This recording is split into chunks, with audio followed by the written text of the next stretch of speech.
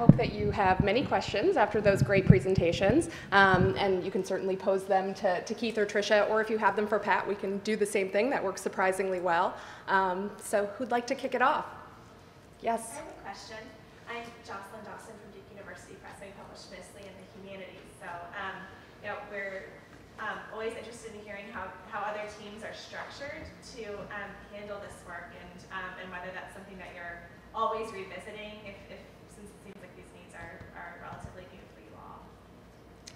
Yeah, so team for us is me, and I have a brand new marketing specialist and then a part-time customer service person.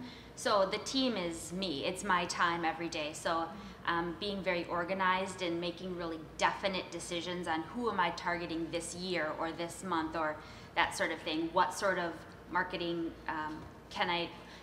we do a lot of work with agents and consultants and things like that. So what information am I able to give them to help with? What countries am I focusing on? Things like that. So it's really just about organizing my time and what I'm choosing to focus on in a particular year. So is your marketing specialist in the data just constantly, and is that person writing all of your reports? Or is it... Both of us are, yes, we share that task, yes.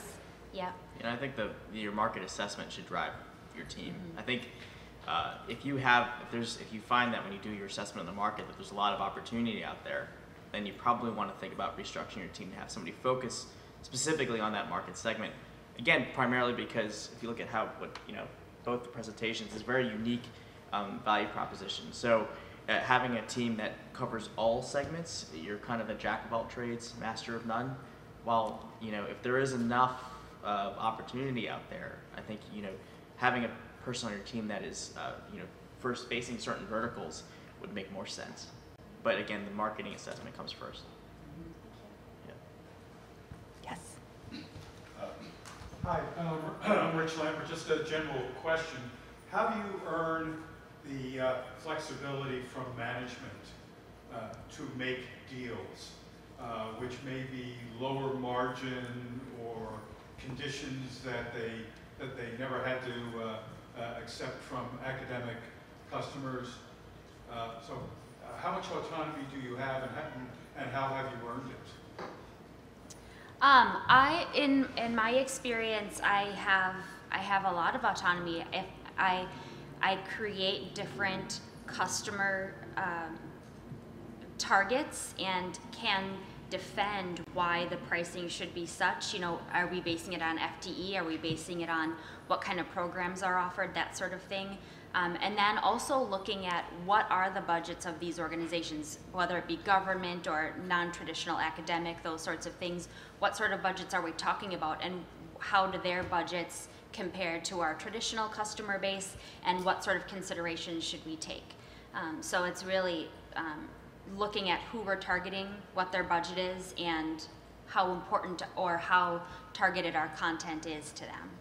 Yeah. So when I try to argue for special pricing consideration, I always try to put it within the context of limiting our risk, right?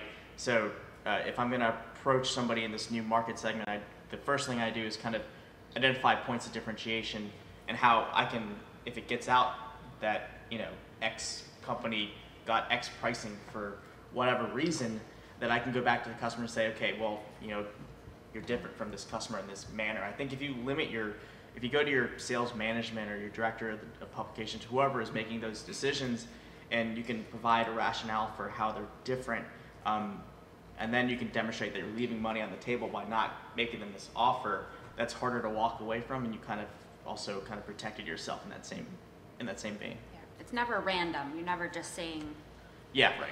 $10,000 here.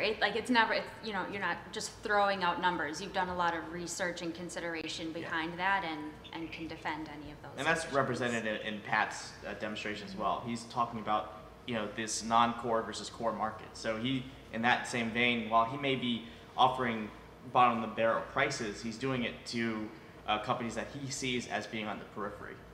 And ultimately, either they're your customer or they're not. Yeah. So if you're not able to offer them something that they can actually afford and find as valuable, they're just not your customer. So, Pat, really? Yep. Did you hear that?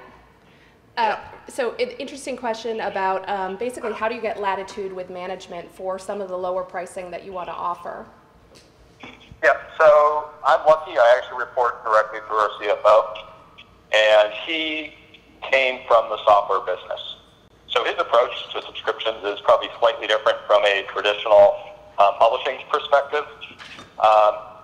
We have a pretty easy tactic that works with him in that our corporate renewal rate is 99.9%. We rarely lose a corporate, and I would attribute that basically to our pricing model. So the prices we throw out there are actually consistent with our academic peers. We just play on the lower end of our pricing scale. And, you know, we keep the subscription cost at a level that they really can't ever justify not having it around. Like I said, I think of it as Netflix. I'll go months without watching Netflix, but I keep it around because there might be that day that I want to, you know, binge watch one show. So that's the philosophy we take is, you know, make the price at a point where it's out of sight, out of mind. And when you retain subscriptions, it's really easy to convince the higher ups that it's an effective methodology. Great, thanks. Yes. Hi, I'm Aileen McHugh. First, just a differentiation point. In medicine, corporate pharma would never be your lowest price. And you would never do. But there could be other corporate markets, you know, that are ancillary. I have a question. So does marketing report to sales in your organization, or do you get marketing support from a marketing department? So how is that structured? And is your person just focused on, or people just focused on institutional sales? So in our organization, I do most of the sales work and oversee a marketing and customer service person, and they're doing all of the marketing for the publications department. So not only are they focused on the marketing for subscriptions and purchase options for our customers, but also calls for papers, manuscripts, submissions, things like that. So they have many different hats as well. In a traditional sales organization, marketing is typically the leading organization. Typically, it's the director of sales that's reporting to the chief marketing officer. That's in the in a typical sales org, and I see the opposite in scholarly publishing. I kind of question why that is. Mainly because marketers are supposed to be the experts in the market, right? They're the ones that are supposed to be identifying the needed products and features and the price points and etc. So I don't know. I honestly think it. Pulling from the commercial side, I think it makes more sense that marketing leads the way because they can really establish the value proposition that a salesperson can take to an individual customers depending on which market they're operating in. Trying to assess the market and also do sales in the same concurrently is too much to take on from my perspective. But I have a skewed perspective because I came from a general scientific journal that had a lot of where we just generate a lot of leads just by our brand alone. So brand has a major impact on that as well. I don't disagree with that. I think that's absolutely right. It just doesn't happen in some cases when you have a very lean staff. So right. I don't disagree with that option there. Yes. Oh, yes. So Patrick brought this up in his presentation, but some of you guys may be able to speak to this as well. I was curious to hear about the internal kind of like sourcing of leads and pulling in information from other groups that we work with, like authors.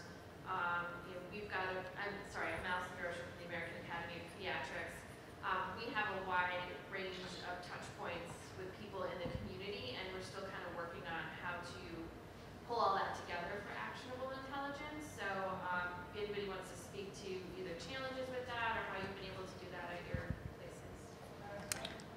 Pat? Pat, are you there? Yeah. Yeah, so So the question is about the internal sourcing of leads. So some of your presentation about how you draw from things like authors or people that attend your conferences, and what would be some of your suggestions about ways to get started with that, or the most bang for your buck? Sure. So if you don't have an CRM or a CMS, that's the first course of business.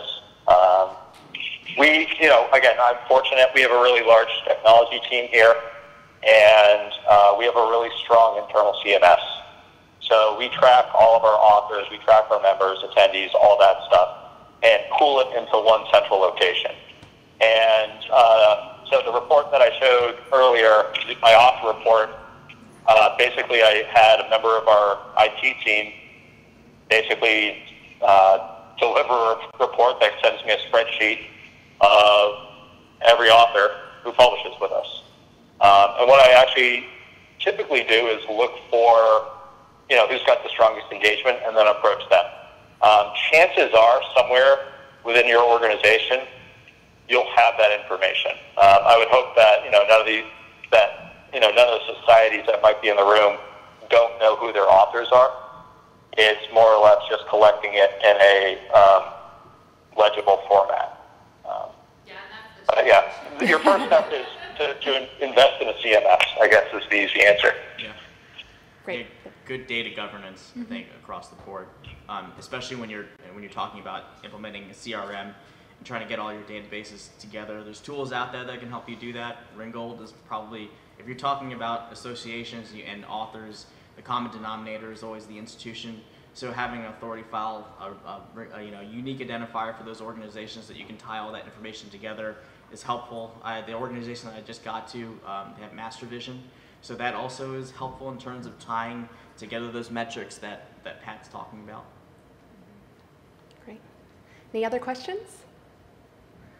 Yes. I just have a comment. I'm Andrea with MMVs. We've been talking about the core subscribers, but in the corporate market, some of these on the periphery, I'm finding that they don't want a subscription, so we've been trying to sell articles, packages of articles, and it's something new for us that's been working really well. Because they don't, one of them, they were sending people over Berkeley or somewhere to pick up, but they said, well, if we could just get access to the articles we need and not have to have a subscription, that would work for us. Then we look through our pay-per-views and see people purchase multiple articles, and we contact them. Absolutely, and just from BioOne's perspective, this what we've called blocks of docs, that really has been our inroads to the corporate market as well. I think it's a great way to kind of get started. Yes. You mentioned Aileen McHugh, American Academy, American College of Physicians. You mentioned about the licensing, and so one of the things we have to deal with a lot is pharmaceutical companies putting clauses that they can use our materials for marketing and everything, and which we would never, ever allow. But there are some challenges sometimes in licensing, and sometimes some of the at least the pharma are working outside with outside agencies to do their licensing, and it's so much easier to talk to librarians. And the same thing with hospital systems. You're just talking with people who don't have the same vocabulary. Yeah, I think that's a really good question, and Pat, that's something I had a question about in your presentation as well. It's interesting that you have a simpler license for corporates with that Clickthrough license, because we've just had a question about, specifically like with the pharma market, sometimes we've encountered more complicated questions, and especially concerns about being able to market using the content. Have you come across any of those challenges, or how have you been able to get away with the Clickthrough license? Yeah, well, it's flexibility. Really large organizations, and we find these to have like a defined librarian on campus, long term, obviously, generally want a more complete license. The online license, and I actually have a trial form that mimics our online license, is for my director of engineering, who, I don't want to burden with the process of going through the lengthy document. And generally, when it's a really low cost subscription, a few $1,000, and they've got the buying power and the authority to sign off on it, they're more than happy to just do a simple click. So I think it's reading who the actual purchaser is and just kind of making a decision on what license is appropriate for them. So we actually have 3 different licenses that we play with, varying degrees of intensity. Generally, I lead with the easiest one. Great, thank you. Any last questions? Well, I want to thank you all, and thank you for putting up with this somewhat low tech. We really appreciate your engagement, and have a great rest of the conference.